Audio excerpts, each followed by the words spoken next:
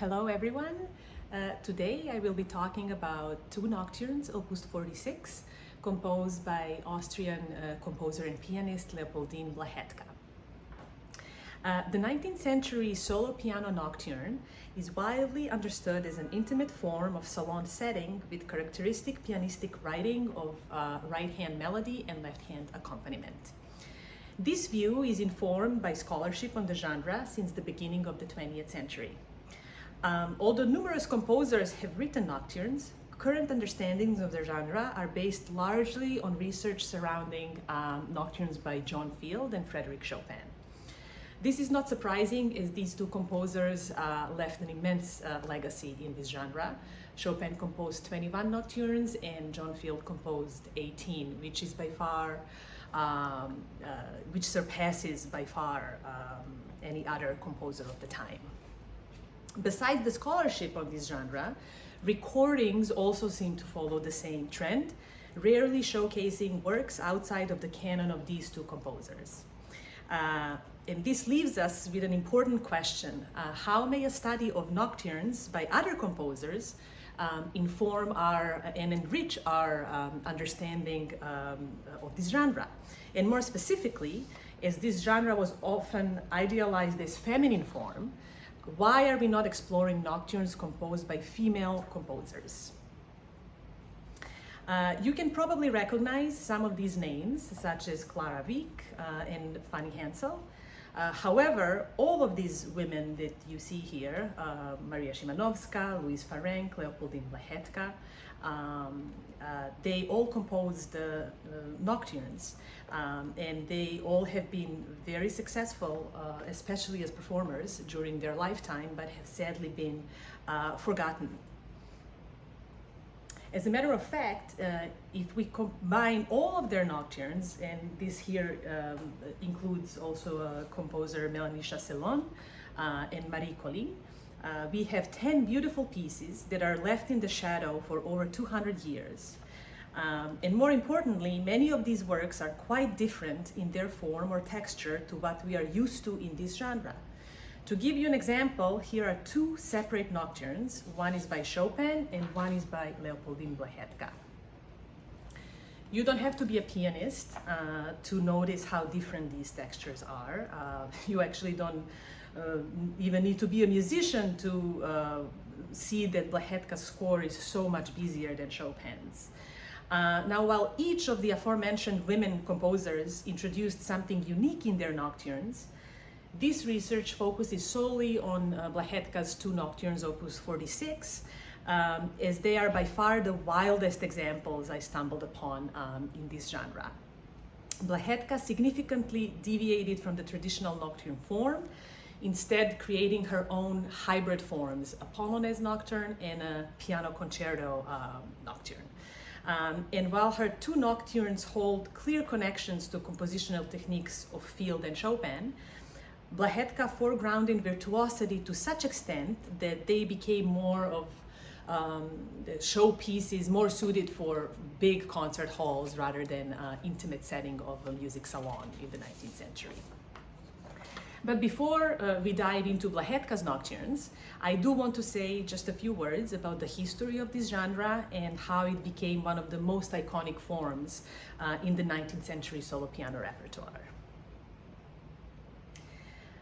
The term nocturne was first applied to musical pieces in the 18th century, when it indicated an ensemble piece in several movements, normally played for an evening party and then laid aside. Sometimes it carried the Italian equivalent notturno, such as Mozart's Notturno in D and his Serenata Notturna. At this time, the piece was intended for performance at night, much like a serenade. The main difference between the serenade and the notturno was the time of the evening at which they would typically be performed. The serenade around 9 p.m. and the notturno closer to 11 p.m. Now, nocturne as a solo piano form appeared in the early 19th century, and its invention is often affiliated to the Irish composer John Field. Field left a legacy of 18 nocturnes published between 1812 and 1836, which established him as the inventor of this new solo piano form. The genre title Nocturne was already present at the time Field published his first 3 piano nocturnes in 1812.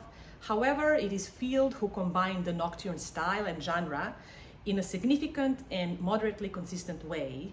The main features of this style are singing melody in the right hand with the broken chord accompaniment in the left hand. Here are a few examples of early nocturnes by Field, Chopin, and Szymanowska.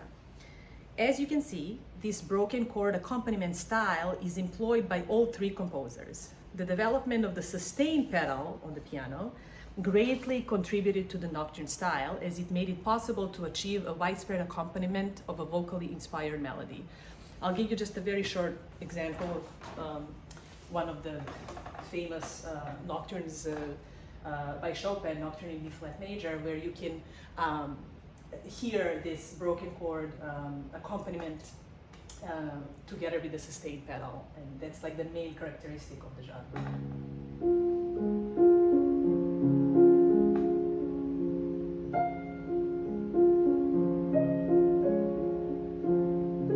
Right, so you have that type of an accompaniment. That's the most typical accompaniment in a nocturne.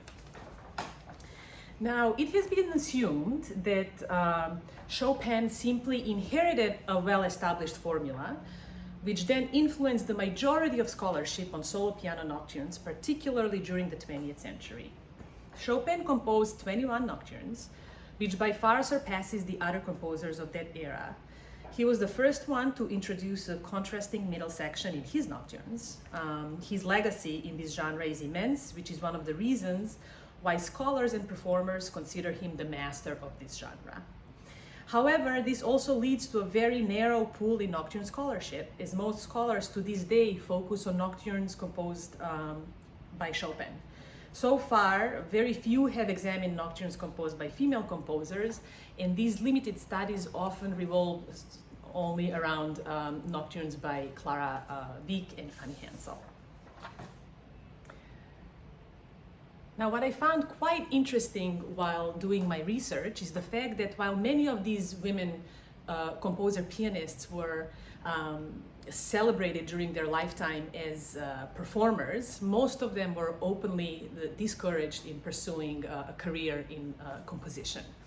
And it is precisely this fact, I think, that makes their input in nocturnes even more interesting, as some of the innovations that they introduced perhaps could be explained as their way in proving themselves as quote-unquote serious composers. Many of these nocturnes are quite virtuosic, incorporating piano techniques that often can be found in other genres like polonaises, ballades, sometimes even etudes. And perhaps the best example of these types of techniques can be found in Blahetka's 2 nocturnes, Opus 46. Composed in 1846, these works greatly depart from the traditional nocturne. Blahetka creates a hybrid form by combining a nocturne with a polonaise in her Nocturne number 1, and nocturne with a concerto form, as it's the case with her Nocturne number 2. If you look at the opening of Blahetka's Nocturne number 1, rather than having that typical broken chord harp-like pattern in the accompaniment that we heard earlier, we are hearing a traditional polonaise rhythm.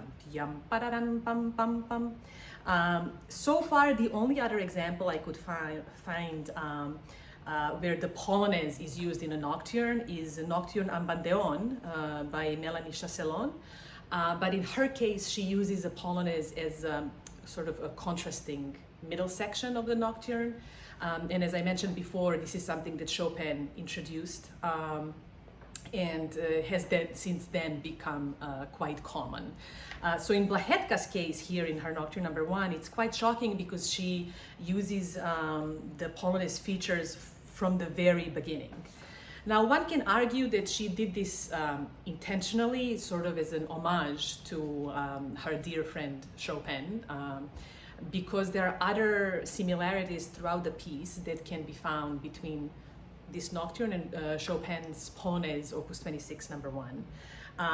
One of the most obvious examples of this can be found in the main melodic line of the Nocturne theme, which is almost identical to Chopin's melodic line in his B section of his Polonaise. And here on the slide you can see sort of just the melodies stripped down, but in Blahetka's Nocturne, when she starts,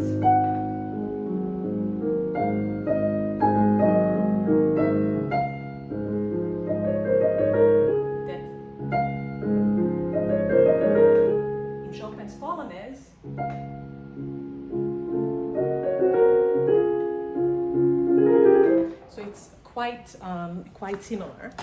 Now, besides the clear Polonaise influence, what makes this nocturne unlike any other are frequent virtuosic bursts. I like to share this funny story, which I think the best describes this piece, is when my best friend, who is also a pianist and a musicologist, when she heard me play this for the first time, she said it's as if Blahetka took every known pianistic technique and decided to incorporate it in this nocturne. It's really, really quite unusual and wild. And here are just a few examples of this. This is the first culmination point in the piece. I also like to say that this is the piece where a pianist realizes that you have to actually practice the nocturne and not just sort of, wing it. The tempo is really fast because it's supposed to stay the same as from the beginning of the piece, which means that the 30-second notes have to be played extremely fast. On top of that, as you can see in the left hand, there are these big jumps, sometimes encompassing 2 octaves, which is quite difficult to do in this tempo. All of this is played in fortissimo dynamic, and it sounds incredibly exciting and reminds more of an etude. It's not something that you would typically hear in a nocturne. Another example is a final culmination point of the piece, where Blahetka chooses octaves as another virtuosic technique. Now, if you look closely in measure 76, the first measure on the slide, you can see the marking vibrato, which is a rare example in piano literature since it is impossible to do vibrato on the piano. However, performing this section does create an illusion of vibrato with continuous fast triplet chords in the accompaniment played in the fortissimo dynamic. Yet another example of a different virtuosic technique can be found in the coda of the piece, where Blahetka divides the theme between the 2 hands, while the rest of the material is arpeggiated up and down the piano. This is challenging to do, but it creates a wonderful effect, almost as if it was played with 3 hands. This is something that Liszt often used and can be found in his etudes.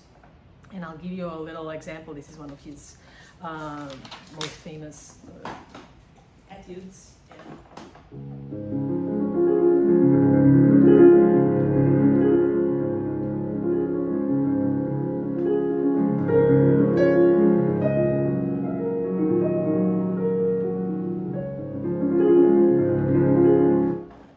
Could have played it slightly better, but you get the gist.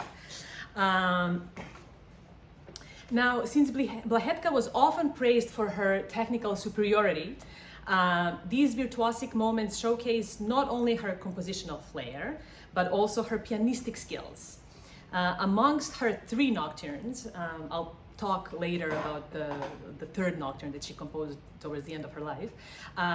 This one, the Nocturne number 1, by far surpasses the others in its technical demands, and as such provides a case study for reconsidering preconceived notions about nocturne pianistic writing.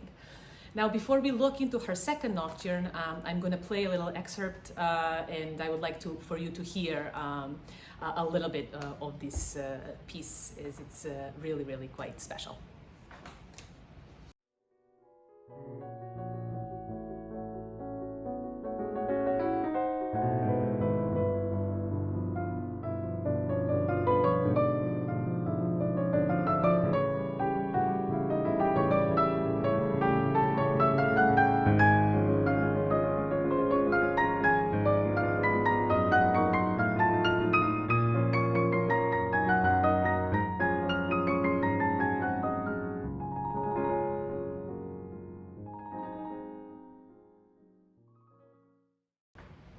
Now, Blahetka's second nocturne is quite different in its character, which is not uncommon. Chopin's nocturnes are usually grouped in opuses, in which an opus contains of two contrasting nocturnes, and this is particularly the case starting his opus 27 and on. And Blahetka used the same model, so she grouped two nocturnes in opus 46, and the second one is much darker in its character and more melancholic. Now, the forms of these two nocturnes are also quite different. Although in Nocturne number 1 she incorporated Polonaise features, in its structure it still resembles a nocturne because she does frequently repeat the main melodic theme with embellishments, which is one of the main characteristics of the genre, right? You would hear the theme over and over throughout the piece, and each time you hear it, it's embellished in a different way. However, in Nocturne number 2, Blahetka experiments with a different concept in which the writing contains both the voices of a soloist and the orchestral accompaniment. Now, when I first played this piece, I couldn't help but notice certain moments that in their texture really reminded me of Schumann's piano concerto in A minor and Chopin's piano concerto in E minor. And then I started thinking and said, you know, if you look at Chopin, for instance, he used the same melodic motifs in his nocturne in C sharp minor and his piano concerto in F minor. In his nocturne, in the middle section of the nocturne, he introduces this theme.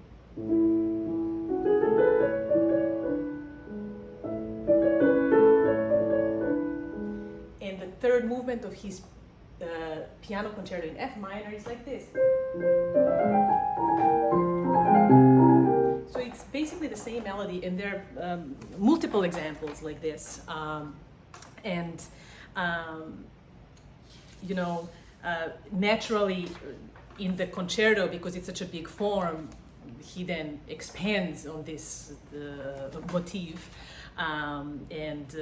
because he elaborates it much more than what you hear in a nocturne. Now, if we take that example, maybe this Nocturne number 2 of Blahetka could be studied as a potential sketch for a piano concerto that she never wrote.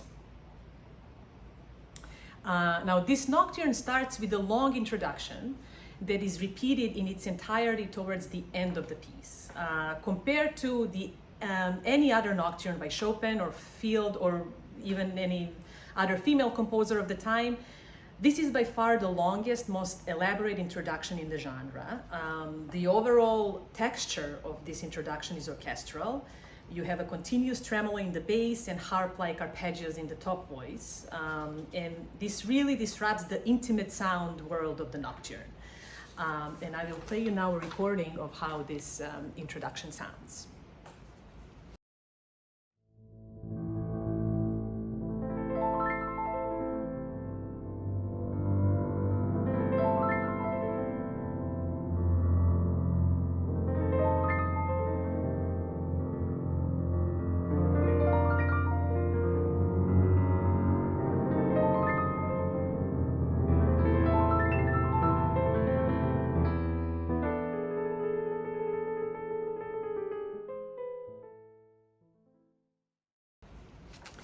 Now, particular attention should be paid to Blahetka's tempo marking con motto. She suggests here 108 per 8 note, and if you play it in this tempo, that creates a sound that resembles timpani and harp. Right from the beginning, Blahetka does not hesitate to demand virtuosic skills. These arpeggios played at the assigned tempo present a great challenge. However, it seems that Blahetka's goal is not to emphasize pianistic chops, but rather to create a sonic experience of a full orchestra. Blahetka ends this introduction with a typical cadence, where we hear a prolonged trill over the dominant chord, after which the main theme of the nocturne begins. After the full sound is presented in the introduction, suddenly we are in a different sonic world where the emphasis is on the solo piano sound. There is such a profound sonic contrast between these two sections, unlike any other introduction main theme example in the genre. Even the flow of the melody with its long line encompassing 16 measures could easily exist as a first theme of a concerto. Written entirely in octaves, this melody stands out between the two surrounding sections, creating an illusion of a soloist in a concerto. After the theme reaches its peak in measure 23, the texture suddenly changes again, as it would in a concerto, where the soloist, although more in a role of the accompaniment, emphasizes the melody presented in the orchestra. Now, I mentioned before that when I first played this piece, it reminded me of Schumann Piano Concerto, the Chopin Piano Concerto, and it's specifically in this moment of the piece that I started thinking about that connection. This is achieved by the soloist and orchestra playing specific melodic lines in unison, and it can be found in piano concertos by Chopin and Schumann. And I'll show you the similarities in the piano part, and I'll actually play you these examples. So at the top we have the transitional section of Blahetka's Nocturne.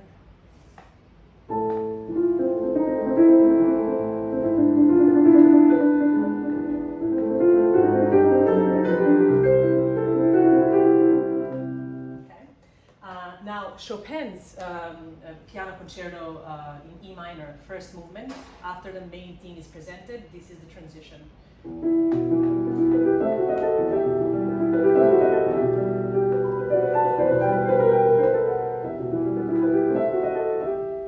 And then in Schumann piano concerto, we hear this.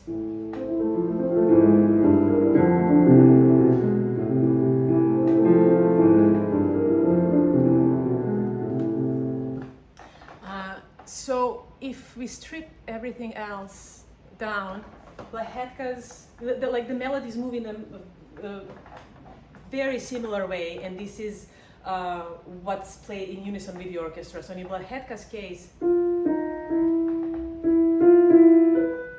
in Chopin, and then in Schumann,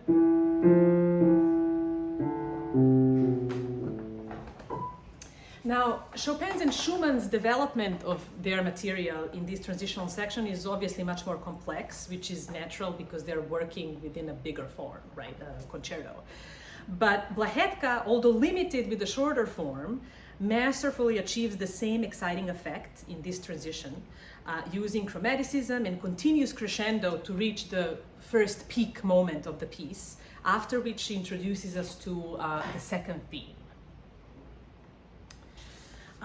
Although the melodic line differs from the first theme, the overall character is the same. She keeps the barcarolle style while making the melody slightly busier than before.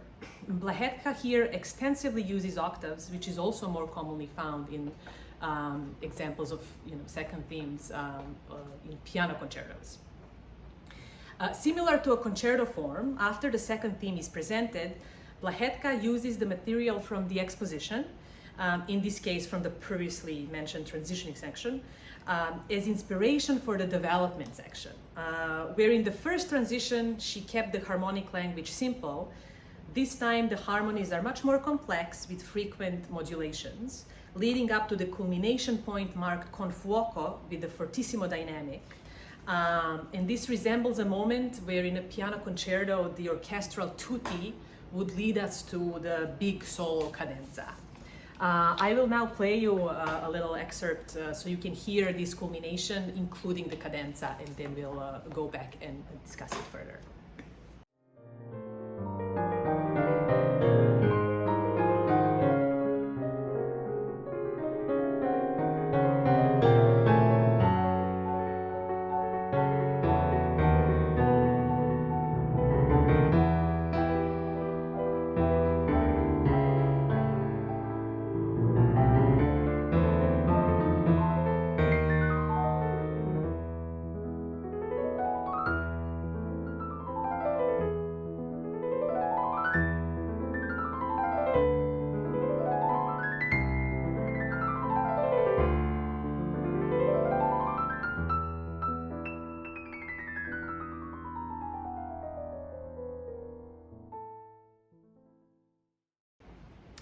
So as you could hear, Blahetka used exciting scale runs from pianissimo to fortissimo range, giving the soloist an opportunity to showcase their virtuosity. With these technically challenging features, the intention of this section is similar to the one of Concerto Cadenza. However, instead of ending the piece relatively soon, as it is usually the case after a cadenza, Blahetka repeats the entire first theme, followed by the repetition of the entire introduction. Now, there are no ornaments nor any kind of changes when the first theme reappears, which is quite unusual for the genre. As I previously mentioned, one of the main characteristics of nocturnes is, when you repeat the main melody, you embellish it in some way. And she does that in her Nocturne number 1 quite a lot. So it is definitely a deliberate choice not to do that for Nocturne number 2. And that's yet another link to concertos of Chopin and Schumann, because when they, reintroduce the main theme, they don't use any embellishments. It's presented in exactly the same way. Finally, starting measure 80, Blahetka writes an exciting coda with arpeggiated chords in the right hand, which is another example of an unusual texture more commonly found in concertos rather than nocturnes. And you can look at the score, and I'll play you a little excerpt.